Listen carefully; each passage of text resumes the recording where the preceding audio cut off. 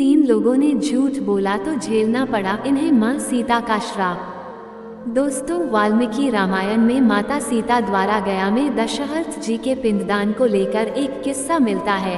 गया में ऐसे 5 लोग थे जिन्होंने झूठ बोला, जिसके कारण उन्हें माता सीता का श्राप झेलना पड़ा। इस श्राप के कारण आज भी ये लोग भुगत रहे हैं। इसलिए ये जानना जरूरी है कि साक्षी के वक्त झूठ बोलने से पाप लगता है। इसी संबंध में हम आपको रामायण का छोटा सा किस्सा सुनते हैं। एक बार वनवास के दौरान भगवान राम, लक्ष्मण और सीता पितृ पक्ष के दौरान श्राद्ध करने के लिए गया धाम पहुँचे। वहाँ श्राद्ध कर्म के लिए आवश्यक सामग्री जुटाने हेतु राम और लक्ष्मण नगर की ओर चल दिए। उधर दोपहर हो गई थी। पिंडदान का कुतब समय निकलता जा रहा था और सीता जी की व्यग्रता बढ़ती जा रही थी। तभी दशरथ जी की आत्मा ने माता सीता के समक्ष पिंडदान की मांग कर दी। गया जी के आगे फल्गु नदी पर अकेली सीता जी असमंजस में पड़ गई। उन्होंने फल्गु नदी के साथ वट वृक्ष, केतकी के फूल और गाय को साक्षी मानकर बालू का पिंड बनाकर स्वर्गीय राजा दशरथ के निमित्त पिंडदान दे दिया। थोड़ी देर में भगवान राम और लक्ष्मण लौटे तो माता सीता ने कहा कि देरी के कारण समय निकलता जा रहा था, इसलिए उचित समय पर मैंने स्वयं पिंडदान कर दिया।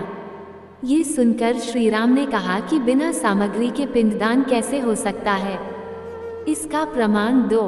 तब सीता जी ने कहा कि यह फल्गु नदी की रेत, केतकी के फूल, गाय और वटवृक्ष मेरे द्वारा किए गए श्राद्ध कर्म की गवाही दे सकते हैं। लेकिन फल्गु नदी, गाय और केतकी के फूल तीनों इस बात से मुकर गए। सिर्फ वटवृक्ष ने सही बात कही।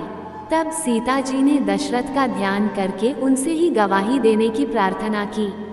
दशरथ जी ने सीता जी की प्रार्थना स्वीकार कर घोषणा की कि ऐन वक्त पर सीता ने ही मुझे पिंडदान दिया। इस पर राम आश्वस्त हुए, लेकिन तीनों गवाहों द्वारा झूठ बोलने पर सीता जी ने उनको क्रोधित होकर श्राप दिया कि फल्गु नदी जा तू सिर्फ नाम की नदी रहेगी, तुझ में पानी नहीं रहेगा। इस कारण फल्गु नदी आज भी गया में सूखी रहती है। गाय को श्राप दिया कि तू पूज्य होकर भी लोगों का जूठा खाएगी, और केतकी के फूल को श्राप दिया कि तुझे पूजा में कभी नहीं चढ़ाया जाएगा। वटवृक्ष को सीता जी का आशीर्वाद मिला कि उसे लंबी आयु प्राप्त होगी और वह दूसरों को छाया प्रदान करेगा तथा पतिव्रता स्त्री तेरा स्मरण करके अपने पति की दीर्घायु की कामना करेगी। यही कारण है कि गाय को आज भी जूठा खाना पड़ता है। केतकी के फूल को पूजा पाठ में वर्जित रखा गया है और फल्गु नदी के तट पर सीता कुंड में पानी के अभाव में आज भी सिर्फ बालू या रेत से पिंडदान दिया जाता है।